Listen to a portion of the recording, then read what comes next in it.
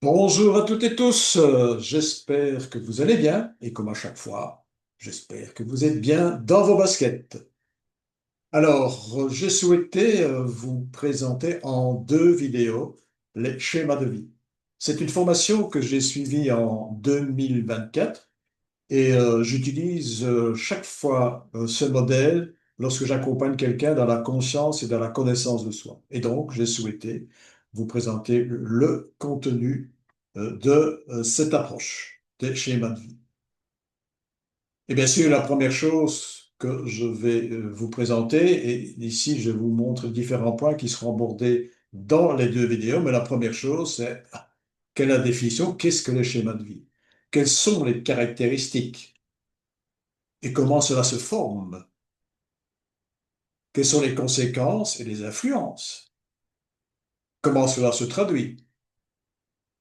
Et bien sûr, en dernier lieu, après toute cette théorie, mais comment les appréhender et comment maîtriser les schémas de vie?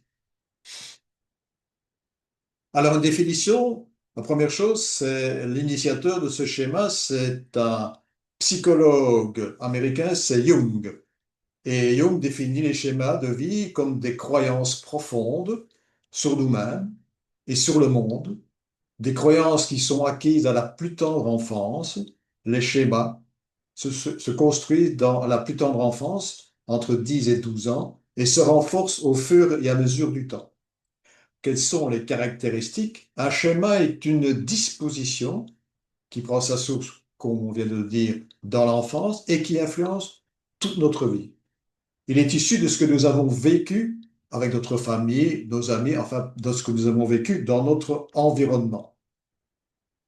À cet effet, nous avons été abandonnés, nous avons été critiqués, surprotégés, nous avons été victimes d'abus, du rejet de notre entourage ou de privation. Toutes choses qui nous ont impactés. Au bout d'un certain temps, les schémas s'intègrent étroitement à notre personnalité. Caractéristique encore, un schéma est quelque chose de familier. Nous y sentons en sécurité en dépit du mal qu'il nous fait. Il devient par conséquent très difficile de le changer. Et vous allez voir qu'il y a quand même moyen, fort heureusement. Longtemps après avoir quitté le foyer, nous continuons à créer les circonstances qui nous permettent pas, de réaliser nos aspirations. Les schémas exercent leur influence sur notre façon de penser, d'agir, sur nos relations avec nos semblables. Comment cela se forme? Un certain nombre de facteurs contribuent à la formation d'un schéma. C'est le tempérament de la personne, c'est l'hérédité et le milieu de vie qui nous façonnent et qui exercent une influence sur nous. On en a déjà parlé. C'est l'hérédité et le milieu de vie qui, par contre, agissent l'un sur l'autre. Conséquences et influences, ces schémas exercent une influence sur, on en a déjà un peu parlé, sur nos pensées, sur nos comportements, sur nos relations avec autrui. Chaque fois qu'un schéma est réactivé, il provoque de forts sentiments de colère, de tristesse ou d'anxiété. C'est donc l'importance en termes d'émotion de pouvoir appréhender et maîtriser les schémas de vie et avant tout de les connaître. Alors, se traduit comment, pardon? C'est un sentiment d'abandon, de méfiance et d'abus. C'est une carence affective, un sentiment d'exclusion, de dépendance, de vulnérabilité, un sentiment d'imperfection, d'échec, un sentiment d'assujettissement, d'exigence élevée, un sentiment que tout nous est dû. Alors, il y a 11 schémas. Et ce modèle est basé sur 6 domaines d'épanouissement. Premier, sécurité de base. Deuxième, les relations interpersonnelles. Le troisième, l'autonomie. Et par rapport à ça, il y a des éléments qui viennent, ce sont les schémas, qui viennent malheureusement influencer ces différents domaines d'épanouissement. En ce qui concerne la sécurité de base, c'est le sentiment d'abandon. Je t'en prie, ne me quitte pas. C'est la méfiance et l'abus. Je ne peux pas faire confiance. C'est le schéma de carence affective. Mes besoins d'affection ne seront jamais comblés. C'est aussi par rapport à ce domaine de relations interpersonnelles un sentiment d'exclusion. Je me sens à part. Par rapport au domaine de l'autonomie, c'est la dépendance. Je ne sais pas me débrouiller seul. C'est aussi la vulnérabilité. La catastrophe est imminente. Les trois autres domaines d'épanouissement, c'est l'estime de soi, l'expression de soi et les limites réalistes. Et par rapport à ça, effectivement, encore une fois, qu'est-ce qui peut influencer négativement ces domaines, plus précisément? En ce qui concerne l'estime de soi, c'est le sentiment d'imperfection. Je ne vaux rien. C'est aussi le sentiment d'échec. Ma vie est un échec. Et dans le domaine de l'expression de soi, c'est l'assujettissement. Je fais tout ce que tu veux. C'est aussi exigence élevée. Ce n'est jamais suffisant pour moi. En ce qui concerne les limites réalistes, c'est le sentiment que tout m'est dû. Je peux obtenir tout ce que je désire. La méthode pour appréhender et maîtriser les schémas, c'est tout simplement, en un, identifier sur base d'un questionnaire. Et tout ça, nous verrons dans la dernière vidéo. C'est évaluer un score et bien sûr, c'est accompagné pour améliorer ce score.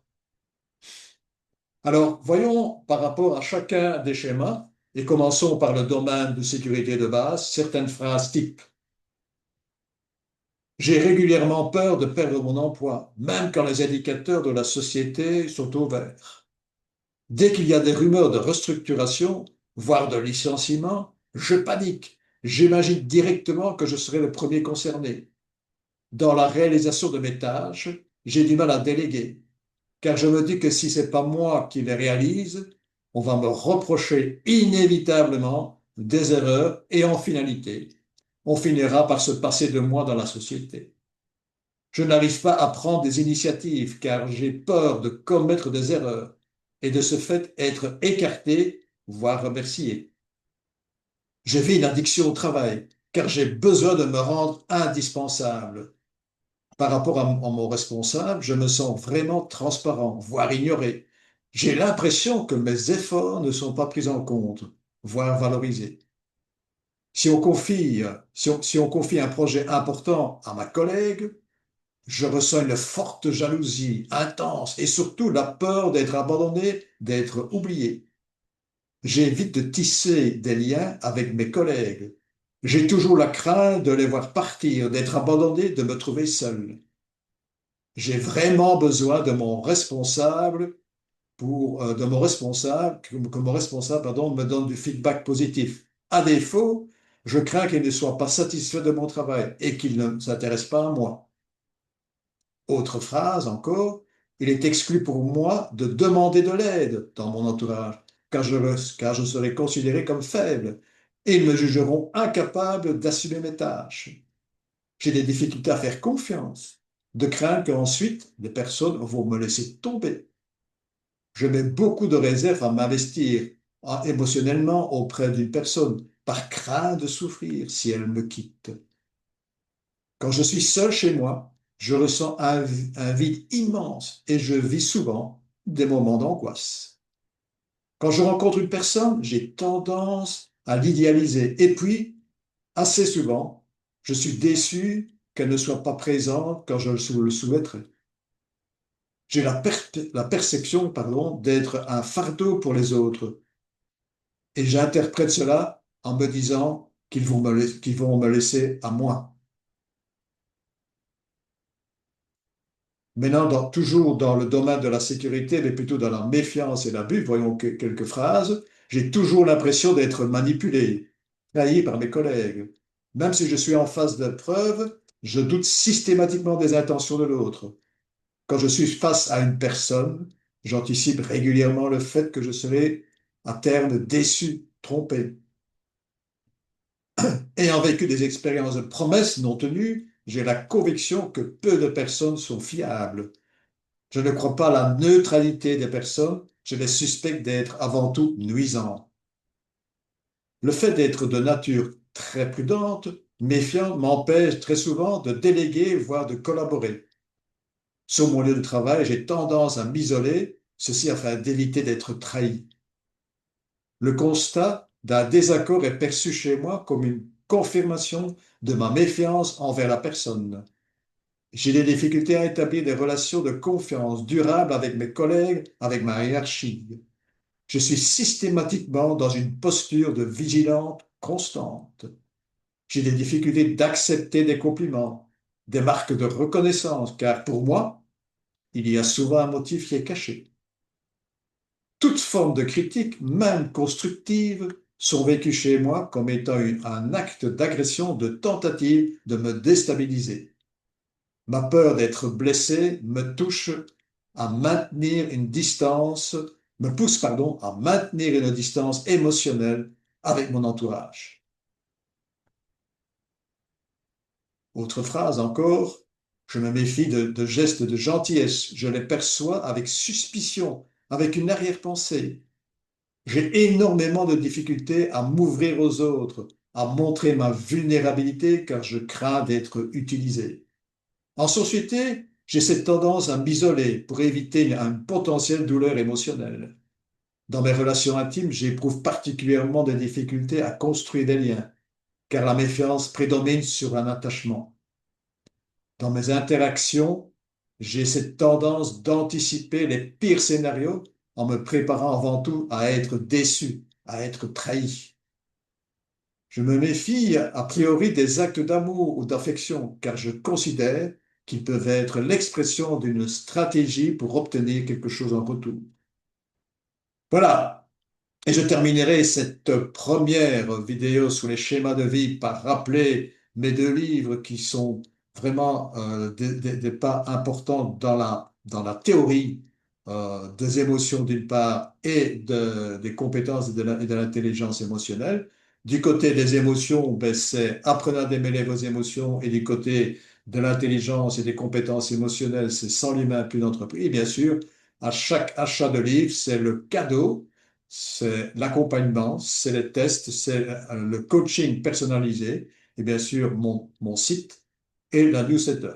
Et bien sûr, on ne termine pas une vidéo sans cette belle phrase de Voltaire. J'ai décidé d'être heureux, c'est bon pour la santé.